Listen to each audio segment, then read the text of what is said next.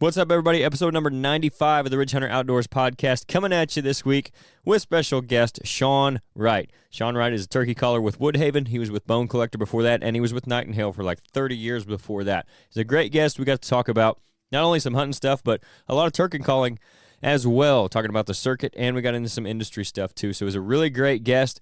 We had a good conversation with him. I think you guys are really going to enjoy it, so make sure you stay tuned for that. But first, don't forget about our partners on the Ridge Hunter Outdoors podcast. Starting with our longest-standing partner, RHO Outdoors. They specialize in providing the best nutrition for whitetail deer on your property, starting with the soil. They've got a full line of high-quality food plot seed and plant foods. They were started in 2015, but John up there has been in the seed and nutrition business since 1991, so he knows a little bit about it. With over 14 different food plot blends to choose from, you're not going to have any trouble finding what you're looking for. They've got fall and spring blends, corn and beans, switchgrass, liquid fertilizer, soil test kits, you name it, they've got it.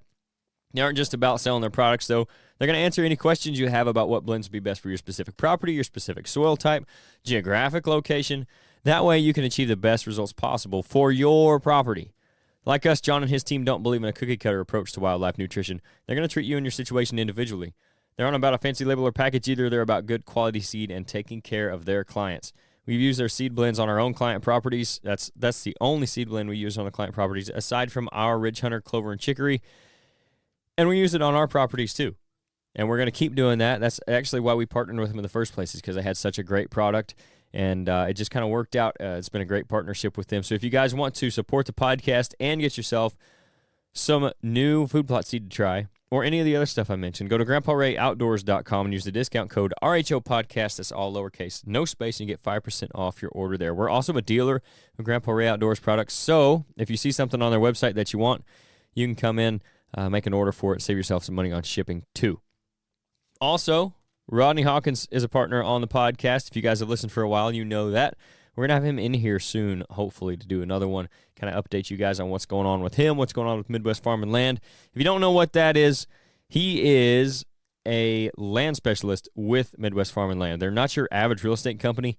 Last year, they sold over $85 million worth of ground, so they specialize in recreational properties. They also do some residential stuff, but mostly recreation. With agents like Rodney all over Illinois, they're really a local company with a national reach. For more info on them or a property that may be available, or to get yours listed, you can contact Rodney directly at 618-925-3153, and he'll get you taken care of. Don't forget, he's also got his own company called RHO Outdoors. He's currently got products from Radix Hunting. He's got Tacticam trail cameras, and he's got an all-natural scent elimination product called Camo Dust.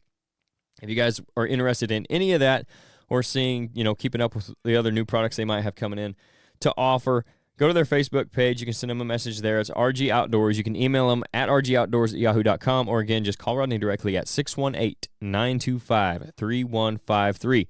Don't forget to follow us on our socials. That's Ridge Hunter Outdoors. Facebook and Instagram are the two we use most of the time. We have a Facebook group as well, RHO Podcast Patrons. That way you guys can have some input on the podcast, get some exclusive content. We're going to do some giveaways in there. And it's also, it's just another hunting group for Facebook. So you guys can get in there and share your harvest or stuff you've been seeing out in the field. It's just a really good community of hunters in there.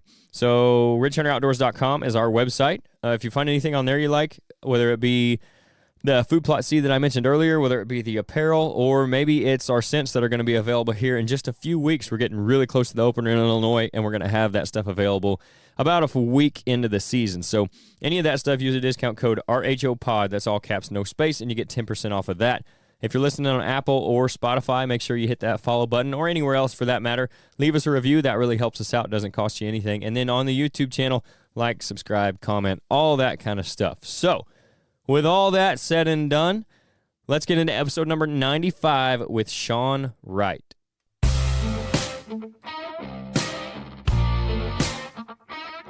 This is the Ridge Hunter Outdoors podcast.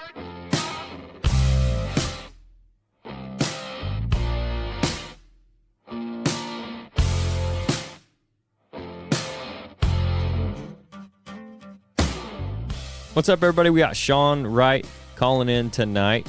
Rip Dickerson hooked us up. Shon, how you doing, man?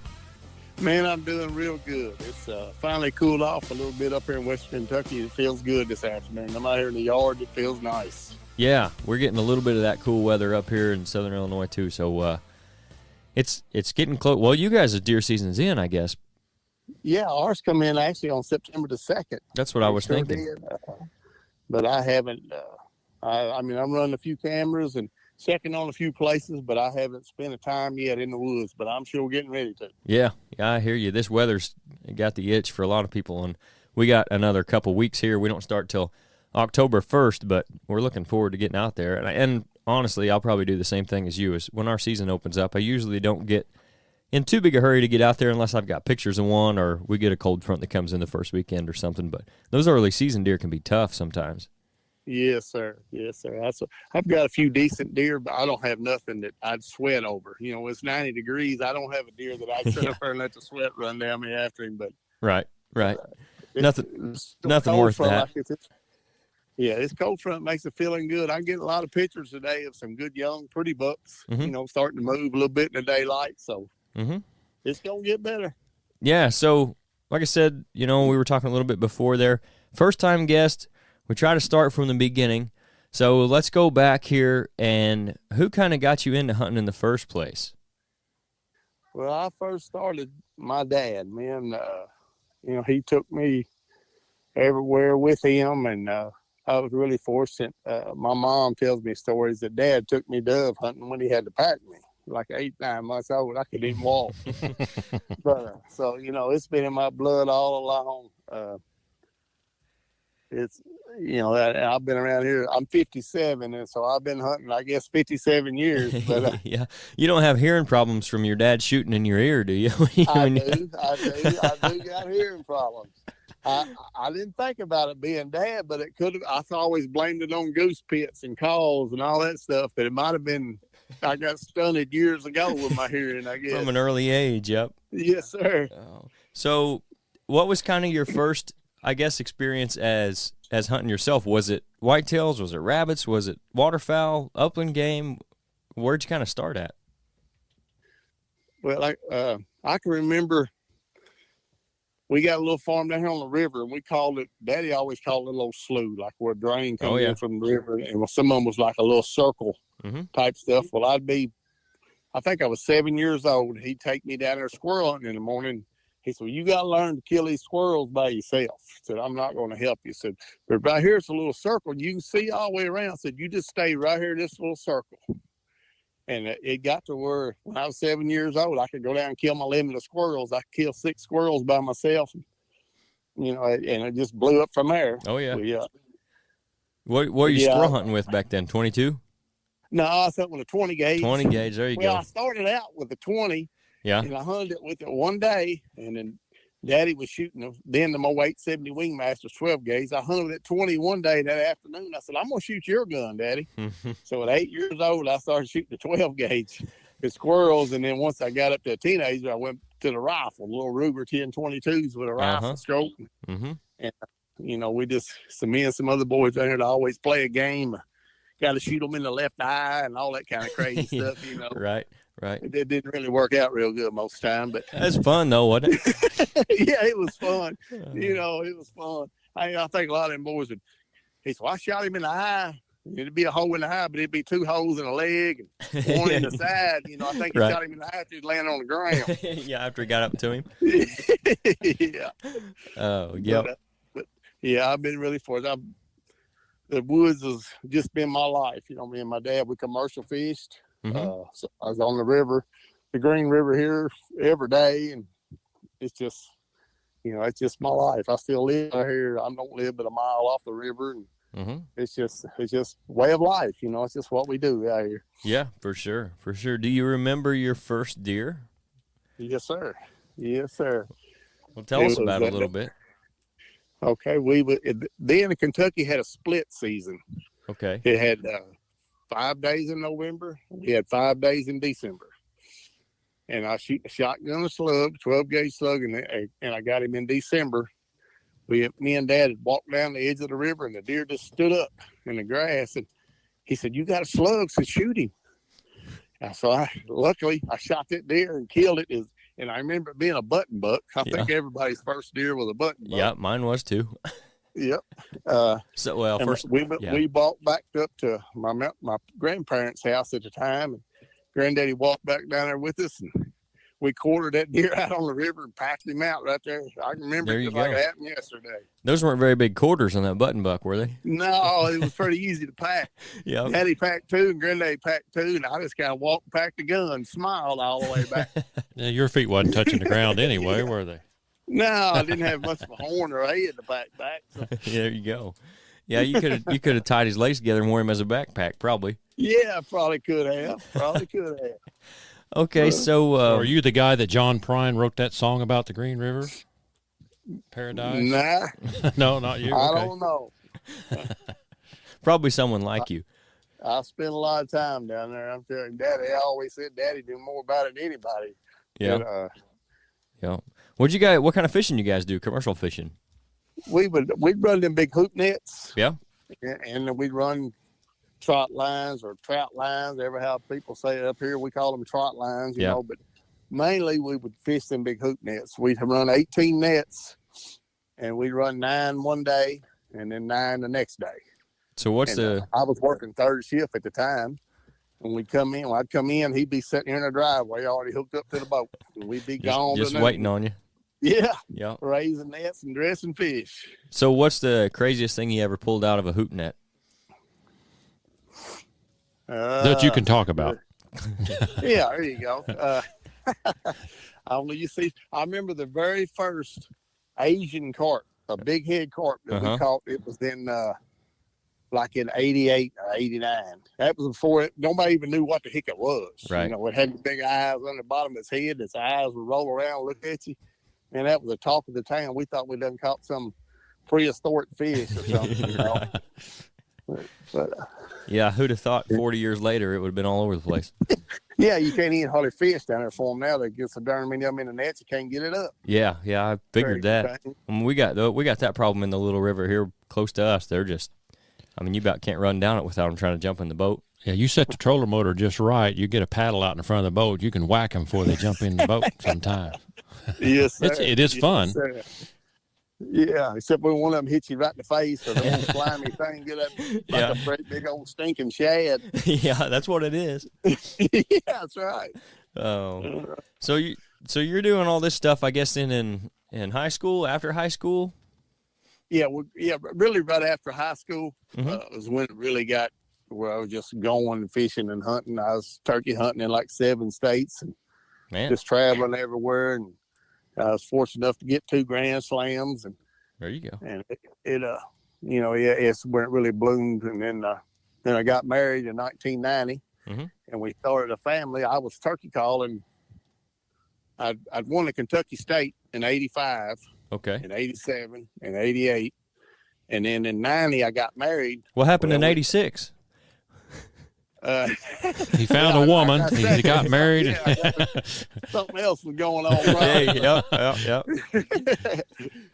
Different type of concentration going on there. Yeah, got married, and then the kids started coming, and just the running and contests, and I just kind of backed out of it for a while and played daddy role and coached through girls and boys all through school and basketball and everything. And then after they've grown and gone on their own now, but about 8 years ago, I got back into turkey calling again and the contest. And I've been traveling around and doing contests and everything. And I haven't won the state, but I got a whole stack of second place trophies because I'm up here in Kentucky with Jesse Martin. Yeah. And he's pretty hard to beat on the stage. He's an awful good turkey caller. I mean, a man wins 3 or 4 Grand Nationals in a row. He's pretty sharp. That's pretty tough. Yeah, he's pretty sharp. I've always heard take it behind him. Oh yeah, I've always heard guys talk about the kind of the turkey calling circuit, I guess, and running around doing it. And it seems to be, at least back in the day, from hearing guys talk about it, that it was a pretty tight knit group of guys that you would see, pretty regular. Everybody was going to the competitions and trying to qualify and all that. Is it still similar to that now that you're back in it? Yes, sir. It sure is. It's we call it a family. We call it a turkey family almost. And almost everybody, it seems like they're your best friends. But when the contest starts on stage, you just seem to step on the throat. That's what goes, man. But off of the stage, it's we're just like a family. I mean, it's a lot of us. We talk all the time and text with each other, and hey, you know, have you tried this kind of reed, or have you tried this cut, or how tight you stretch this one, this kind of call. But yeah, it's still about every contest you go to. Like I called it Kentucky, and then I went to Tennessee this past weekend. It was almost exact same callers in Kentucky. It was here in Tennessee. Then I went up to Ohio and Cincinnati in February, and the same callers was just the same little old group. Yeah, travels around. Yeah. So, what kind of got you into all the turkey calling stuff in the first place? Well, a really good friend of mine when I got out of high school, his name was Dwayne Holmes. Okay. And then we didn't have a turkey season here in Kentucky. The only place in Kentucky was in the LBL, was the only place had season in. And he got into it, and he ended up being a Kentucky State champion turkey caller, but I mean, he was really good. He was a great friend. We was bird hunting one day, and he shot a bird, a bob white, and it sailed way off and hitting some bushes down there. I said, man, I can find that bird down there. He said, if you find that bird, I'll take you turkey hunting next spring, and we'll kill you a turkey. I said, all right. So I went down there, and sure enough, the bird started fluttering. I guess the good Lord just said, here he is, you know. Yeah. But I found that bird, and then that next spring, Dwayne took me turkey hunting, and I've been just hooked bad ever since. Yeah, I think it's one of those things like deer hunting, kind of gets in your blood. If you like it, you really like it. Yeah, that's right. So if turkey hunting if turkeys gobble in the fall or do like it in the spring, I'd probably never deer hunt. Yeah, deer hunting's just kind of something to get you through to the spring, then, huh? That's right. That's exactly right. I love the peacetime of sitting up there in a tree, but you know, the turkeys, you can kind of create your own luck. You know, you can walk and create and cover enough ground, and finally you can run across one that'll answer you, and then it's you against him. Yeah, you can kind of manipulate them a little better. Yes, sir. And then deer hunting, and you still got all your scouting and everything, but you know, things have still got to work out right. You still got to have a little bit of luck that he decided to come this way today instead of going the other way. You still got to go by your tree or your blind. That's right. And it's hard to go get them. That's right. And I love it. I mean, I love the deer hunt, but if I had to pick just one thing to hunt, it'd be turkeys. That's for sure. It's amazing to me how many of the guys that are big names in the industry that are known for being deer hunters actually got their start in turkey hunting and turkey calling and stuff like that. Yeah, that's true. It is true. There's a bunch of them. It's challenging. Yeah. So did you start doing all this travel and turkey hunting before the competitions or after or during? How'd that come about? I actually started traveling. I'd go into Missouri when I first got into turkey hunting real big. And then, you know, somebody's got to give you the little tips and show you a few little tricks. And that's why I was going with Dwayne Holmes. We was running in Missouri and Mississippi and Alabama and places like that. And then, you just get that drive. You just want to do better, keep wanting to do better. You know, I hear these guys then, back in them days, you was hearing Ben Lee and all the Ray I and all them guys back in them days, and Walter Parrott and all that bunch, you know, was just calling. And I thought, man, I wish I could ever get to where I could just call with him. I'd love to have the same call that he's running to see if I could sound like that, stuff like that. Right. It was a lot of fun. I mean, but you're right. That's where it's more popularity, I guess, in the contest calling, or it's more noticeable, especially like in the Grand National at Nashville, right, where it's seen worldwide, than it is just deer. Right. Or it seems like in this part of the country it is anyway, in this area. But I think the farther south you go, the bigger the turkey hunting thing gets too. Maybe that's because partially the size of the deer in the southern part of the country versus a turkey's a turkey. You know, if he's got a beard on him, right. A long beard's a long beard. Yep. Hey, them old turkeys down there in the south now, that Alabama and Mississippi, they the real deal. You can tell people been hunting them all, forever. Yeah. Hey, them old jokers, you got to cross every T and dot every I to kill one of them jokers down there now. They slick. Yep. I've been fortunate enough to kill a bird the last couple of years, and it's the first 2 years I've actually been spring turkey hunting, so that tells you how smart some of them are around here. I tell you, having a good place it can really mean more than anything. Yep. If you're hunting, I don't care where you're hunting, or if you're hunting with Harold Knight or Rip Dickerson or any of them. If it ain't no turkeys there, you ain't gonna kill it. I don't care how good a caller you are. That's right. We talk about that all the time with deer hunting. As guys want to kill 200-inch deer. If there's not a 200-inch deer on your property, you're not going to kill one. That's exactly right. Biggest deer on your property might be that 5-year-old 150-inch buck, and that's the same. That'd be the same trophy to you as someone who's got a 200, because you ain't got a 200 around. That's exactly right. Yeah. It's so many. Deer hunting is so deceiving. You hear so many people want to tell, boy, I seen a giant the other day. He's out in the bean field down there every day. Well, a giant to one person might not be a giant to somebody else. Right. It's such a bit. 125 or 130-inch deer to some person is a really good deer. Yep. And I don't blame them a bit. If that's what they want to kill, that's perfect. That's right. But it's other people that kind of got their standards set a little higher and they look for one a little better. But there's also that ground shrinkage thing, because actually last year a buddy of mine and his neighbor, this buddy of mine had pictures of this deer, and the neighbor had saw it during season, and he told him that there was a 160 plus running around on him. Well, come to find out, this deer got killed, and he ended up scoring, I think, 130 and some change, somewhere in the low 130s. So that goes into it too, and you got guys adding 30 inches to the deer. What's 30 inches between friends, right?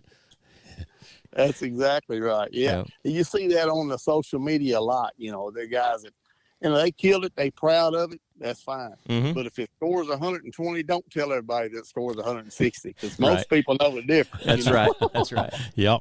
And like you said, it don't matter if you're happy with it. 120, ain't nothing wrong with it. That's all that matters. That's right. I've had guys come up here. Well, Scott Ellis, a great friend of mine, one of the best turkey callers in the world, from WoodHaven, and he helped me a whole lot in turkey calling. Him and his wife would come up here hunting, and from Florida. Well, the first deer walked by him. He ain't never seen a deer that big, right? 130 inches or so, from down there in Florida. Yeah. And I'd tell him when he gets there, I said, dude, if you're happy with it, shoot it. I'm tickled to death. If you're happy, I'm happy. Yeah, there is some better ones around here, but if that looks good to you, let's do it. Yeah, that's right. And I think you kind of hit the nail on the head there a little bit. That social media thing.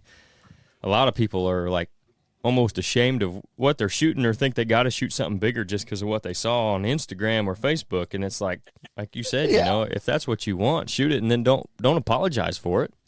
That's exactly right, sir. That's it. Yeah, if you like the looks of it enough and you want to shoot it, just don't be ashamed of it. That's right. Don't be ashamed of it. That's a trophy. As I always said, the trophy's in the eye of the beholder.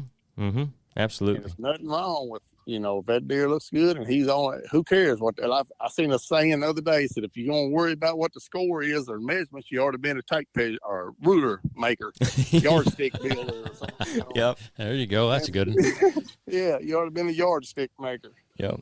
So let's back up a little bit here and get back to where, kind of your past a little bit. So is the turkey calling circuit what got you hooked up with Knight Hale in the first place, or was there a step between the two? How did all that come about?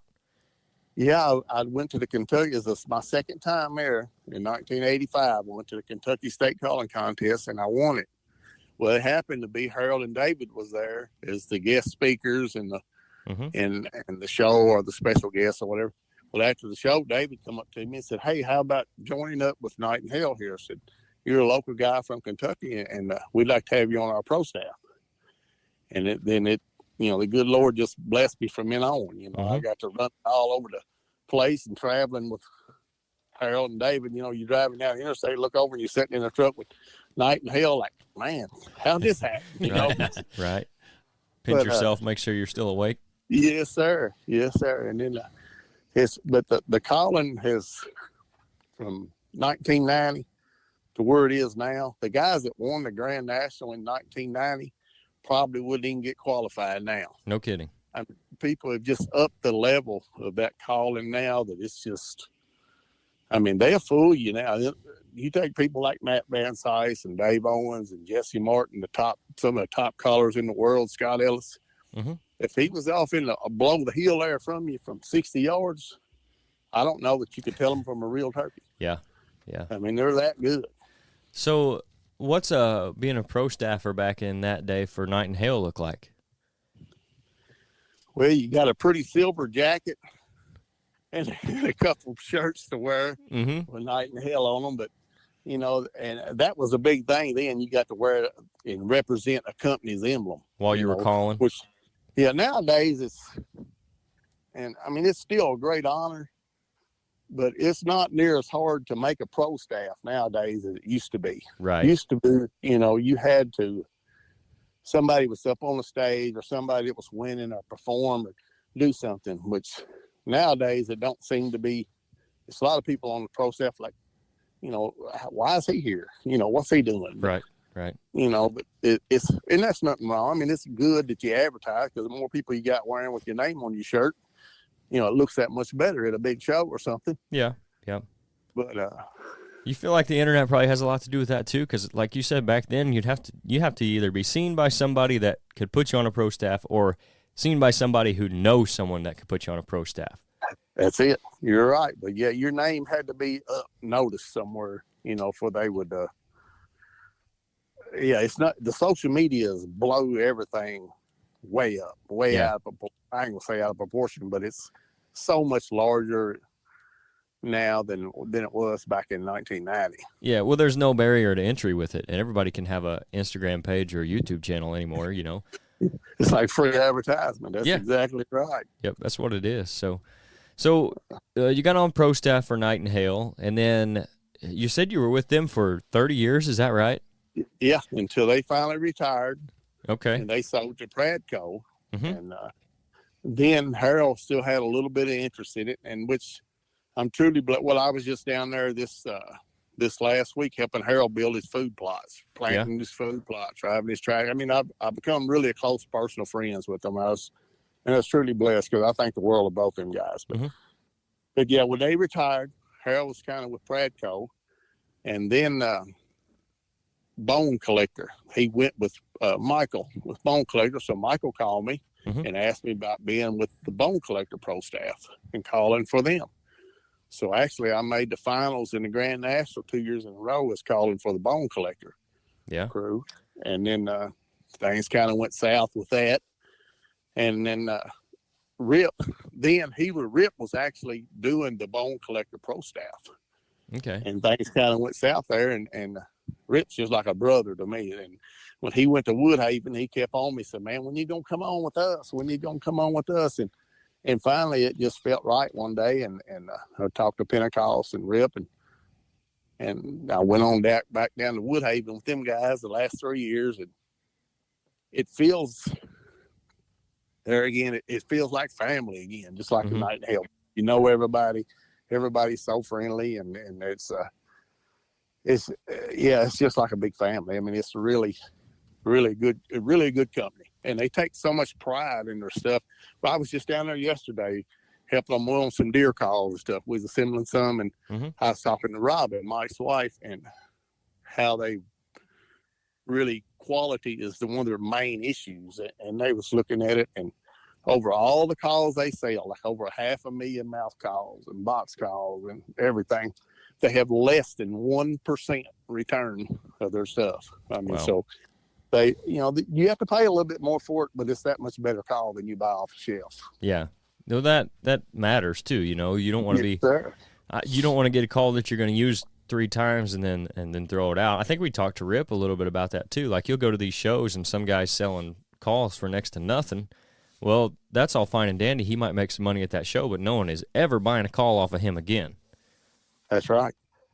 But yeah, almost everybody that uses WoodHaven calls, I mean, your friction calls, your boxes and your pots and stuff, I mean, you know, they're going to last for years. Yeah. But your mouth calls, if you turkey hunt a lot, you know, 1, 2 years, maybe 3 years at the most, and you're going to need some more. Well, every one of them guys that ever bought one, they all come back and buy another one. You know, so but yeah, it's really a great company, and that's how I ended up with them. And I've been fortunate the last few years, you know, make the Grand National Finals.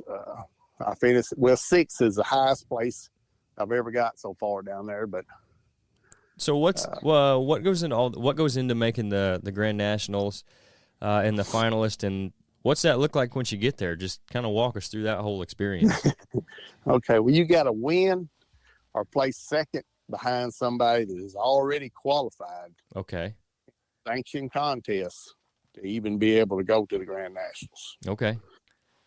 Okay, then once you get, usually it's about 45 or 50 callers, and they will get down there and they'll have a preliminary round. Everybody, as the contest goes, say it's 5 calls, well, they'll go through everybody that does the calls, and then they'll cut it to usually 13 callers, 12. They'll cut it to 12, and the guy that won the world championship in Mobile and the guy that won the Grand National the previous year is already qualified for the finals. Okay. So they'll pick 12 out of those 40-something and go to the finals. And then they change it in the finals, and then now they do a scenario. And it's like the first one, it's a turkey's waking up in a swamp in Mississippi. Hen lost her little one, and Jake come in gobbling, and you've got a number of calls that you've got to do, but you've got to perform that whole scenario. Okay. When you walk out there, you got 3 minutes from doing when the turkeys wake up, he flies down, he walks around the field feeding, and, you know, all those calls, these judges has to listen for those calls, and you just make it a scene. And it's really tough because a lot of times as a caller, if we've got 4 calls, we're going to do a yelp, a fly down cackle, a kiki, and say a cluck and purr. Well, all of us have built a call just for that call to do it the best we can. Right. Well, when you get in that scenario, you're trying to put it all together with no idle time, and you got 4 calls, usually 1 in your mouth and 3 stuck between your fingers. Right. So you're running one, you yank it out and put the other one in, hope it ain't stuck. Yeah, right. Yeah. And you're nervous, you hope your hands ain't shaking bad enough, you drop them. But, you know, it gets pretty hairy at times, but I can understand a lot of the older callers don't like it because they'd rather just do the set calls. Right. Because it's more of a studio type thing, more of a show. And it's just, but I can see it. The audience loves it. Oh, yeah. They can see how it all unfolds. Right. Turkey flying down from the whole story to, you know, gobbler fight and breaking up and they bust up. And it's really a show. It's really good. Yeah. So it is tough to do up there in the finals.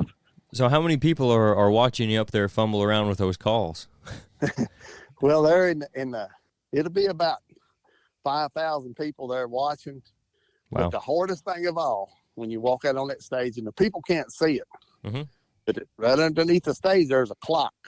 Yeah. As soon as you make your first note, you got 3 minutes. Okay. To run through all of them. So you're constantly looking at that clock. And then there's a great big TV monitor, which is on everywhere all over the country. Right. That big TV monitor arm swinging around there and coming right down in your face and just looking right at you.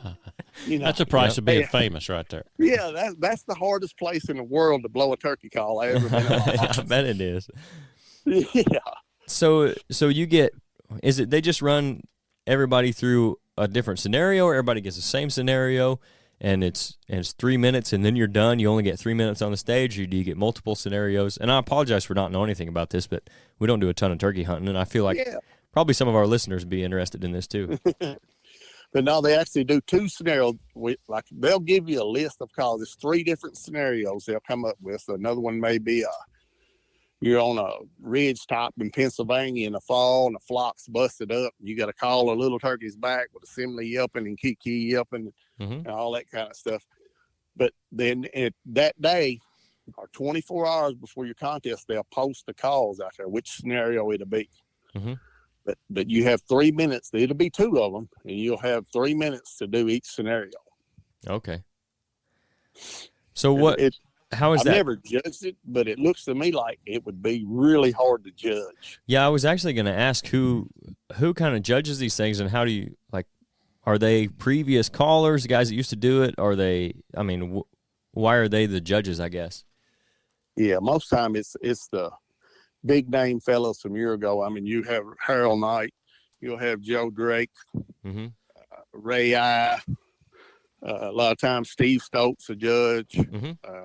I mean, it's all big name fellas that's been in the industry a long time that really know turkeys and know the turkey sounds. And, right. it'd be an honor just to be selected to judge that. Right. So there's who selects those judges? Is there a committee or something that picks the judges for that?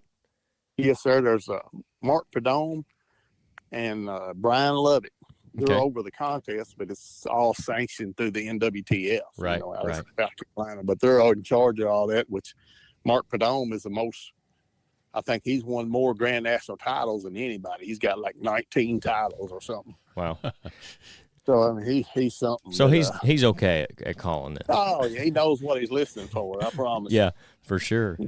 If you slip one little note, them guys hear it. Mm-hmm. They know what it was. I assume you said it's kind of like family off the stage. No one ever gives you a hard time if you mess up, do they? Oh yeah. Shoot, yeah. That's part of what makes it fun. Yeah, they might not right then because they know you're kind of down and right. Aggravated at yourself. But then, in an hour or two later when it's over. Yeah, when you're drinking beers. They're going to make fun of you. They're going to walk by and slip one. Yeah, that sounds about right. Yeah. Yep. Yeah, and everybody's okay with that. It's I don't know. I've told them, like, I used to play high competition level softball and stuff once I got out of school. And man, everybody is almost like enemies. Right. We wanted to beat them so bad and didn't want to talk to them or nothing. But this turkey caller, even at the highest levels, like the Grand Nationals, off that stage, I think everybody would do anything for anybody. Right. I mean, it's just different. They're really good people. I mean, to be even the big names, people, they're just as humble and just go down to earth as I am out here in the country. Yeah. That's kind of a cool culture around all of that. And I've like I said, I've been turkey hunting the last couple of years, and I'm hooked on it now. I love doing it, watching the birds work and listening to them and having them come into the decoys and all that stuff. We're just having one hung up and being stubborn and trying to go get him. All of that stuff, and it's kind of fun for me because it's something new to learn and new to do. I've been hunting deer for all my life, basically. So it's something new that's fun to do and learn. And Nate, the other guy that does a podcast with us, he's a better caller than he lets on, and he's helped me a bunch, just getting to know everything and how to do it and all that. So I've been fortunate to have him to help me out. But I think just the culture around turkey hunting in general, and I think it's probably even stronger in the farther south you go, is pretty cool.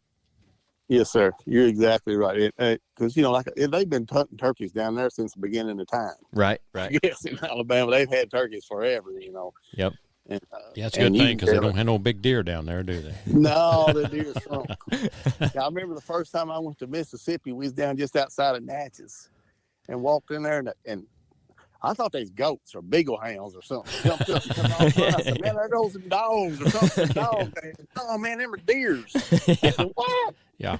He said, yeah, them are deers. Oh, man. I said, they don't look like deers from Western Kentucky. No doubt about that. Yeah, especially Western Kentucky. You're in the part where you got some ag mixed in there too, huh?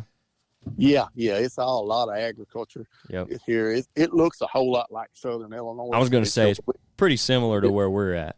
Yes, sir. It don't have the minerals or like y'all got in the ground and everything over there. Right. Yeah, we got some really quality deer, around here. Our worst thing here with the deers, they bring gun season in for 3 straight weeks with a rifle right That's crazy. Part of the rut. That's crazy. And, they just smoke them, boy.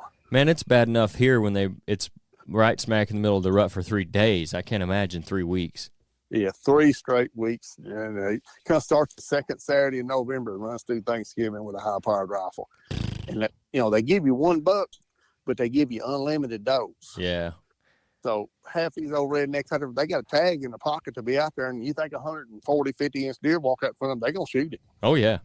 Yeah. Yep.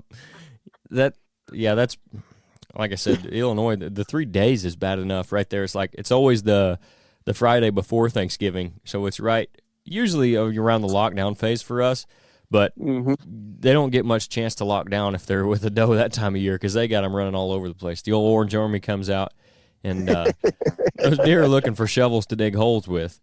Yes, sir. Yeah, it's just like that here. We got 3 straight weeks of it. Man, and then that's a whole new challenge if you go back to bow hunt after something like that too, because those deer are so on edge. You think they're on edge, before.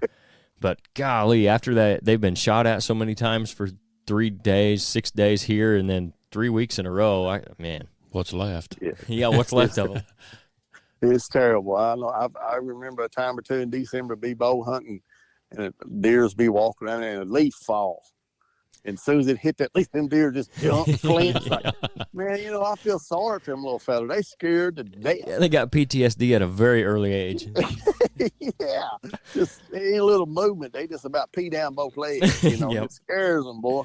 Yep. You see a few of them always limping around that time of year too, like they got a bad leg from being shot. Yes, sir. Yeah, it's pretty crazy, and I can't imagine even with the rifle thing. Illinois just passed a rifle season, but it's pretty strict regulations on it. Straight walled stuff. It's not like you're not out there hunting with a 270 still or a 300 Win Mag, but that kind of stuff, guys are even more confident in how far they're shooting and how much they're shooting. I can't imagine. Oh, it's that. Well, I wasn't in Vietnam, but I just picture that's what Vietnam sound like around here the first about Saturday opening morning. day. Yeah. Oh man, it sounds like popcorn, like a big dove field. Yeah. Yeah. There you go. I'd hunted gun season a few times in the past, but I always heard more shots than I saw deer. So it just wasn't worth it for me. It scared the hell out of me when he was a youngster out there during gun season too. Yeah, you make you scared to even walk. I don't get out of it before dark. I don't get in it. It's dark when I get in it, and don't get out till dark. That's right. Scared to death, and I make sure I got a light on. I told him to swing a flashlight like he's landing a 747, man. That's right. I just don't know. That's right. Yeah. That's. But no, back to that family thing. I mean, yeah. You run into. I mean, like old Rick. I mean, you run into so many people like him and Harold and David and now like Mike Pentecost or them guys that work down at the shop, Ski style, it's just unreal that the friends that I've made through this outdoor industry. It's just there's so many of them that if I went to jail and had to make one call, I wouldn't know which one of them to call. Yep. I believe they'd all be there. Try to figure out who would be there the fastest. Would be the only thing. Yeah. Yeah, try to think who ain't done went to bed yet. Yeah. A lot of them are going to go to bed about 8:30. There you get mine in your age. You got to go to bed a little earlier, right? Yeah. It don't bother me going to bed about 9 o'clock. I kind of like it. So going back to your Knight Hale days, and did you have a lot of say-so in product development, or did they just kind of develop a call and say, hey, try this out, and what do we need to do? Or did you just take the call and tweak it to your liking? Or what did that look like back then? Well, really the only development I had on was working on the mouth calls, because that was kind of my cup of tea, running mouth calls for turkeys. But most of the time we'd always have the prototypes, for this year to go try them, hunt with them, see how they work out. Then we know if we want to put them online for next year to sell. So, but the development of the mouth calls was about all I ever had any of that to do with. Okay. You have a similar role now, I guess, with WoodHaven. You got some input on the mouth calls then? Yes, sir. And they've been letting me help build some owl hooters. Mm-hmm. I think Scott Ellis and Rip and Skeet come up with it a lot. Yeah. But I just assemble a lot of them. But yeah, that's you were kind of talking about those guys and that family thing and just the industry in general. That's one thing that we've kind of found out, through doing the podcast, even getting to meet all these new people, and everybody, all the people you want to talk to, I guess, have similar ideas, I guess, kind of similar outlook on things, and we're all kind of trying to achieve a similar goal, I think it is, and when you meet people like that, it's easy to root for them, and then, that leads to meeting other people who are like-minded as well, and it's, like you said, it is kind of like a family thing, and, I can get on here with you and talk for an hour like we've known each other forever, and we just met. I mean, we just said hi for the first time probably 45 minutes ago, That's right. That's exactly right. That's perfectly said, buddy. That's good. But that is true. I mean, I think that's not found in a lot of other places either, especially in today's world and the culture we live in. Outside of the outdoor industry, I think you'd be hard-pressed to find the same kind of community. And not to say we don't have our knuckleheads and the idiots out there in the industry as well. There are always a few that find their way and slip through, however. But for the majority, like I said, pretty like-minded, and I think you'd be hard-pressed to find that anywhere else. I agree with you 100%, buddy. I sure do. It would be tough. I'll talk to at least 2 or 3 guys that's, callers or in the industry working on with WoodHaven or with guys I'd met through at shows and stuff all through I'll talk to 2 or 3 different ones every day, seems like. And they're close enough friends now that, if I feel like, hey, I want to go to Nebraska and kill a turkey, well, I pick up the phone call and say, hey, man, I want to come out there and go hunt next spring. Well, come on. Yeah. That's what they're going to say. Yep. I want to go to Tennessee. Come on. Or, and it's just that kind of friendship. Yeah. Yeah, for sure. And you come even from a time, and maybe you can correct me if I'm wrong, but it like back in the 80s, it was probably even a smaller community then. Yes. Just because you had to do a lot more face-to-face, and there was not as many people because of like you said, the barrier to entry today is nothing.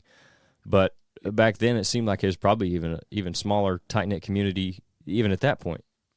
It was. It really was. That was back in the Chris Parrish and, like I said, the Walter Parrott and the Mark Drury. He used to call professional turkey calling also. And, back in them days. And yeah, it was always the same little old group of guys show up, like who's hot this week. Right. He going to win this week. He got last week. He'll win it this week. Right. And in that contest, everybody now at that level, they are so good that you could take a set of judges and run one contest and take your top 3. Well, you could go take another set of judges and it'll all be a complete different top 3. Right. Because every one of them has got a turkey that they like the most in their head as a judge. Yeah. Well, this guy, he's got more rasp. I like that. This Yep. other guy's got a higher pitch. I like that. But every one of them are turkeys that just depend on which turkey those judges like the best that day. So do you see like the same judges around a circuit, or is it usually, do they vary from where you're going place to place? Yeah, most times they'll vary. And they've got to where now, like I blow air, the open class. And like when I was in Tennessee last weekend, they asked me to judge the friction part when the guys are running friction. So, I judge the friction for them. And they do vice versa. A lot of times the friction guys will judge and judge the open or the air. Right. But then at national now, it's at the Grand National level, you got to, they're not just going to go out there on the street and just stop somebody and say, hey, you come judge the Grand You want to National. judge this? Yeah. Yeah. It's somebody that's usually been in the industry a while and kind of got a name of knowing what a turkey's supposed to sound like. And, it's a little bit different level. So have you judged much friction before, or do you judge quite a bit? I've actually judged the Grand National Finals in the friction before a couple of times. Well, that's got to be kind of quite an honor, doesn't it? You feel honored to be able to do that? It felt pretty good to get asked. It really did. Yeah, I would think. Honor to get asked. And with them guys, it's like I said, it's unbelievable the sounds they can make with a stick and a piece of slate. I can make sounds, but it ain't nowhere close to that. Yeah, I never thought that friction would ever get the realism that a person can do with air and that kind of stuff. You seem like you just got so much more realism with air flow and more realism, and I guess is what you call it. But these guys now with these friction, with these pot calls and these box calls, man, they turkey. They good. Yeah. Them top 12 callers, between the top 5 callers, there probably wouldn't be 6 points difference from 5th to 1st. So, it's a lot of half points that divide them up. Yeah, yeah. So when you're talking about guys that are winning on the big stage, is it usually somebody that how often is it a guy's getting in Grand Nationals that you really hadn't heard of or didn't know much about? But it's always some new boys that, coming up, and it's some great young callers, but once you get to that level, the nerves is going to kick their tail the first 2 or 3 years. Yep. Us old guys still got a little on the youngsters, don't we? Yeah, that guy's got some great sounds, but his nerves, he's gonna have to learn to calm down, and it's a lot of presentation in it down there because everybody's so good.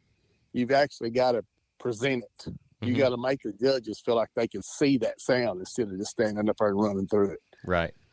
But yeah, after a couple of years now, and it's a lot of great young callers is coming up. I mean, it's a growing sport. It's one of the few, like, used to be duck calling and goose calling. You hear all over the country and stuff, but you don't hear much about that anymore. But turkey calling, the Grand National, last year, 56,000 people down there.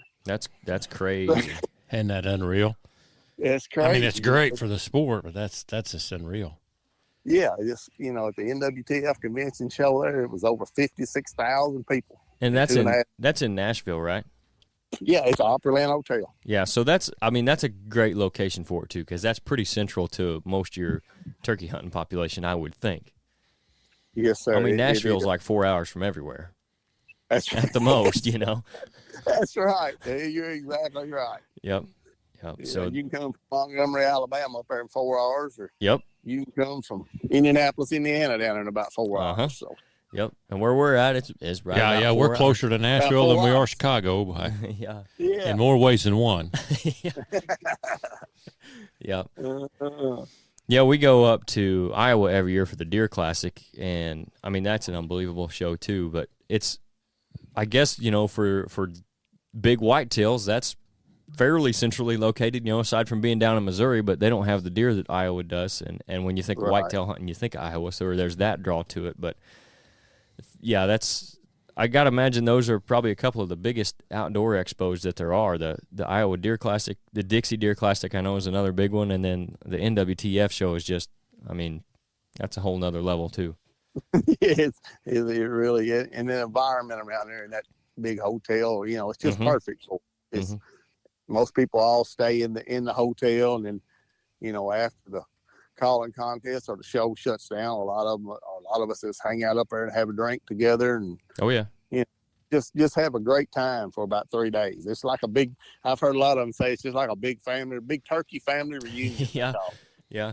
Do you have, because at every family reunion there's that cousin or the uncle that no one wants to talk to?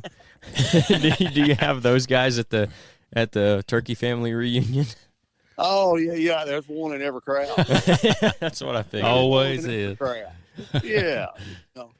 And I was going to mention to you, I know I heard Rip's podcast with y'all. He was dogging out about using the wood ladder stands on the tree. That was you. That was you? Yeah, it was me. Yeah. He did not say anything. He did not give us an inclination who that was. So we're glad that mystery's been solved. Sure was. That was me.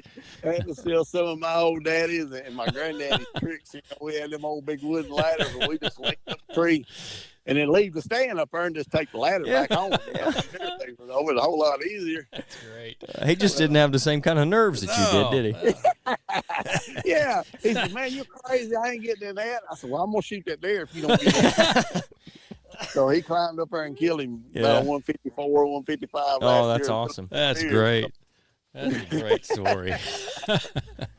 It's crazy too, because everybody's got those old stands or those old stories that happen with some stands, or like I know, Dad, you guys used to run a lot of TV towers and dog chains with some plywood on them, Yes, sir. Yep. Yes, sir, buddy. Absolutely. Yep. And I still got a couple of old TV towers tied up. Oh yeah. Well, the straps might have rotted. It might have fell down. I got some down there. Well, you got to have that dog chain that's growed into the tree now. That's exactly right. Oh yeah, that's awesome.